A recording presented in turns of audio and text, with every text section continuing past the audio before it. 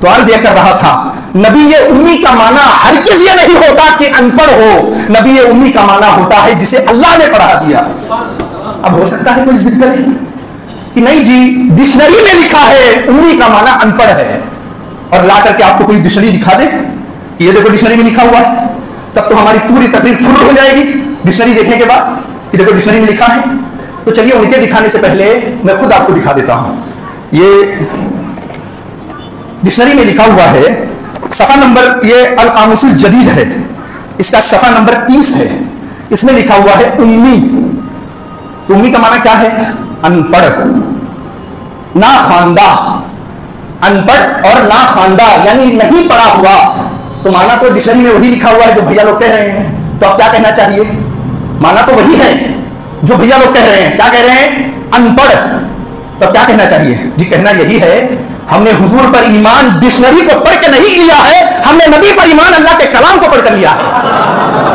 ہمیں کوئی فرق نہیں پڑتا ڈکشنری میں کیا معنی لکھا ہے، ہمیں تو اس سے فرق پڑتا ہے اللہ نے قرآن میں اپنے حبیب کو کیا کہا ہے۔ تو یہ ہو گیا عاشقوں کے لیے جواب کہ جن کے لیے کوئی دلیل کی ضرورت نہیں۔ دلیل کی ضرورت ہے؟ بولیے نہیں، لیکن ہم حضور کے غلام ہیں، آدھی ادھوری بات کرنا ہمیں نہیں آتا، بات کرتے ہیں تو پوری کرتے ہیں۔ ڈکشنری میں لکھا ہے نبی کا معنی امی، اور امی کا معنی کیا؟ ان پڑھ۔ اب کوئی ضد کرے کہ جب ڈکشنری میں لکھا ہے ان پڑھ تو اس کا معنی ان پڑھ ہی ہوتا ہے، تو اب میں اسے دلیل دینے لگا ہوں۔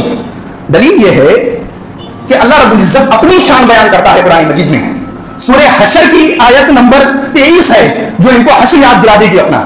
سورہ حشر ہے، اس کی آیت نمبر 23 ہے، اور اللہ رب العزت اپنی تعریف کرتا ہے۔ توجہ سے سنیں کیا تعریف کرتا ہے۔ اللہ فرماتا ہے هو اللہ الذی لا الہ الا هو الملک القدوس السلام المؤمن المہیمن العزیز الجبار المتکبر سبحان اللہ عما یشرکون۔ اللہ فرماتا ہے کہ میں پاک ہوں اور میرے علاوہ کوئی عبادت کے لائق نہیں ہے، اللہ فرماتا ہے۔ اس کے بعد اللہ اپنی شان بیان فرماتا ہے، میں یہ ہوں یہ ہوں یہ ہوں، میں پوری کا ترجمہ نہیں کرتا۔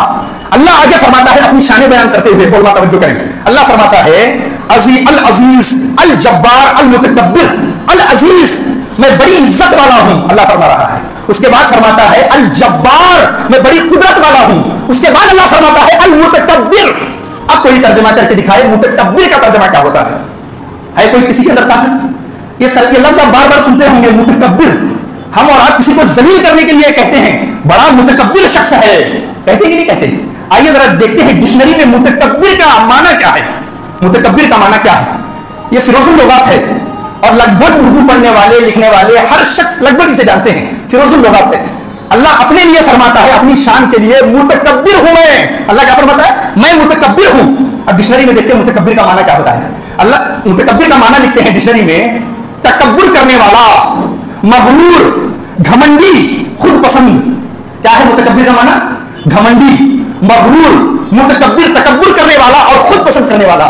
ہے کسی کے اندر طاقت جو اللہ کو گھمنڈی کہہ دے؟ ہے کسی کے اندر طاقت معاذ اللہ جو اللہ کو تکبر کرنے والا کہہ دے؟ ہے کسی کے اندر طاقت جو اللہ کو خود پسند کہہ دے؟ ہرگز نہیں کریں گے۔ کیوں؟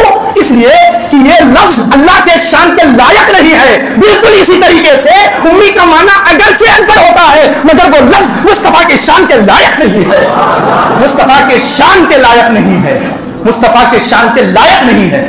تو اب متکبر کا ترجمہ آپ کیا کریں گے؟ بڑی عظمت والا، بڑی شان والا، المتکبر بڑی بزرگی والا، یہ ترجمہ آپ کریں گے۔ کیوں؟